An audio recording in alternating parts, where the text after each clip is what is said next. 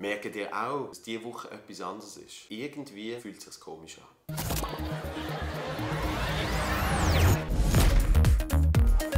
Obwohl das Wetter eigentlich sehr gut ist und wir sogar ein langes Weekend haben, ist die Stimmung in Europa eine deprimierendere als sonst. Und die Leute laufen verängstigt durch die Strassen. Warum? Ist ja klar. Donald Trump ist in der Nähe. Hello! Er hat seine erste und wahrscheinlich auch letzte Auslandsreise als No-Präsident antreten und ist als allererstes zu seinen guten Verbündeten Großbritannien. Was? Nicht? In diesem Fall Deutschland. Also auch nicht. Saudi-Arabien.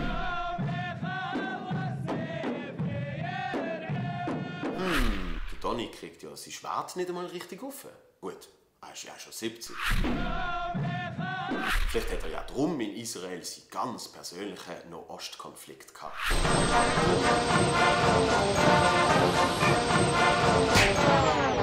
Seine Frau Melania hat nicht Händchen heben. Aber das ist ja ein einmaliges Versehen, oder?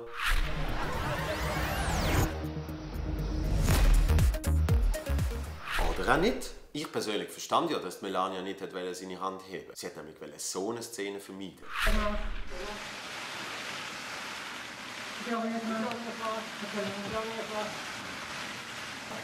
What is this? Please, look at me. Thank you, everybody. Außerdem, wer weiß schon, wo er vorher die Hand hatte? Ah, da. Warum hat der Donny seinen Arm so tief in die Klagemauer gesteckt? Böse Zunge behauptet, er hätte heimlich einen Hitlergruß gemacht. Andere meinen, dass er so tief in die Wand reingerutscht ist, weil er so kleine Hände hat. Aber eigentlich hat er auf den Schlitz in der Wand gesehen und der Rest ist Reflex gesehen. Grab them by the wall. Oder vielleicht ist auf der anderen Seite von der Mauer der Wladimir Putin gesehen und hat ihm seinen nächsten Auftrag gegeben. Und alle fragen sich jetzt natürlich, was für einen Wunsch hat der Donny auf seinen Zettel geschrieben? A dear wall, please move to Mexico. Apropos Schreiben, der Donny hat ja dann noch die Holocaust-Gedenkstätte Yad Vashem besucht und folgenden Eintrag ins Gästebuch geschrieben. It is a great honor to be here with all of my friends, so amazing and will never forget Donald Trump. Der Besuch in Yad Vashem hat er also amazing gefunden. Einen Moment. Ah, da.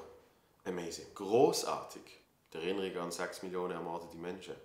Viel Kritik hat es auch gegeben, weil sein Eintrag so unpersönlich und kurz war. Das hingegen verstand ich jetzt weniger. Ich meine, man schreibt ja nicht so viel in seinem Gästebuch, oder? Was hat zum Beispiel der Barack Obama geschrieben?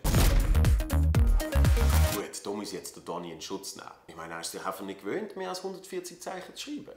In den Palästinensergebieten ist er auch noch gesehen.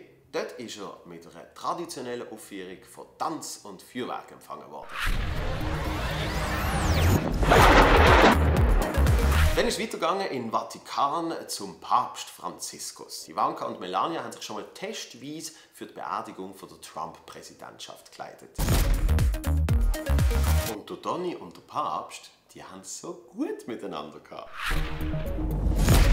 Am besten zeigt aber bei diesem Bild der Gesichtsausdruck von Papst Franziskus, was wir alle denken.